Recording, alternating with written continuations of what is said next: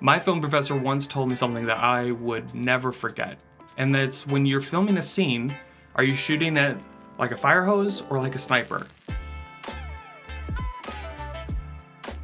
And what they meant by that was, are you being intentional? Are you walking into a scene and trying to grab the shots that you need in order to move the story forward? Or are you walking in and just grabbing everything that you see and hoping that it will tell a story? And that's really stuck with me, and it's been really helpful for me when I need to walk into a scene and I'm thinking intentionally going, how do I push the story forward? What do I need coverage-wise in order to make this edit work? And I think a lot of us have that mindset of get the coverage, get the shots you need, and keep pushing the story forward. And let's keep doing that. If you don't have the coverage, you're gonna be kicking yourself. We've all been there before. You get to editing and you realize you just don't have the coverage that you need.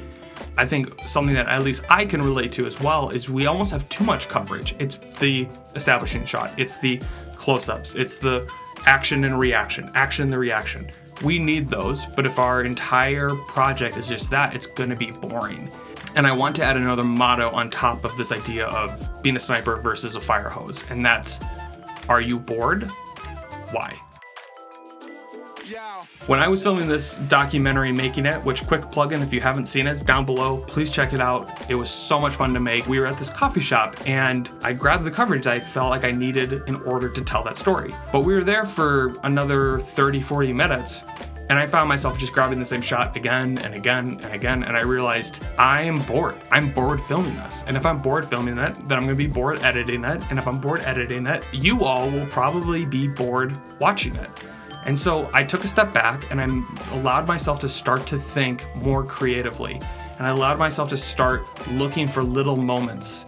And that's when I found shots like the main character and his wife bouncing their feet at the same time in unison. It was really sweet. We ended up not using it, but it was just a great little moment. And I only grabbed that because I allowed myself to feel boredom. Boredom is often seen as something that we need to try to avoid, that we need to stay away from. If you're bored, you're not doing enough. But if we can slow down and be really intentional about where we're at and intentional about what we're feeling in that scene, then I think when boredom shows up, that is an amazing space for us to start being creative and playful and start pushing hard into grabbing something different. Being intentional and saying, let me go outside of the coverage and think about how do I push the story in other creative ways. What this does is allows you, when you get to the editing, to actually start to flesh that out more, to have more space to breathe. It is so boring when you just have coverage and you're like, I want something to connect these two dots and I can't figure it out. Giving yourself these creative aces, almost like pulling it out of your sleeve and saying, oh, I can do this. That is where really awesome storytelling happens. And I can quickly shame myself for feeling bored, but what if we actually allow that feeling to motivate and push us? Be intentional, get the coverage, and then when you're bored, pay attention, take a step back, and start looking to see where you can find something interesting. I hope this was helpful. I hope this inspires you for your next film. This is Ryan Mion from 4 and Through 7 Productions, and I'll see you next time.